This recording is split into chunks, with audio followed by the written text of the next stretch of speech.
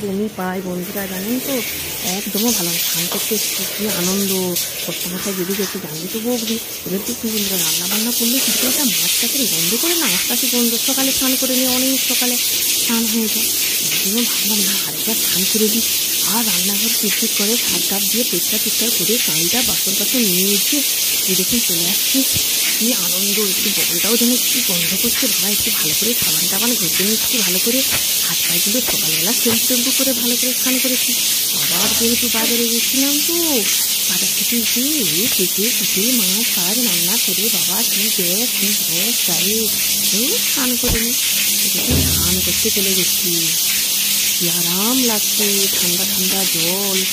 একদম একদমও নোংরা পছন্দ করতে পারি না, গ্যাস গন্ধ আমার একদমও সহ্য হয় না। সবসময় চেষ্টা করি এই যে জয় পেটে ফেস ওয়াশ জয়, মানে এটাকে স্কিন খুব সফট রাখে আর খুব মানে উজ্জ্বল করে স্কিনটাকে। একটু ম্যাসেজ করে নেবো ভালো করে। দেখুন যত ম্যাসেজ করবো তত মুখ থেকে ময়লা উঠবে। সেই আমরা সাবান ফেস ওয়াশ মাখি না কেন, যতবার দিবেন দেখবেন ময়লা উঠেছে।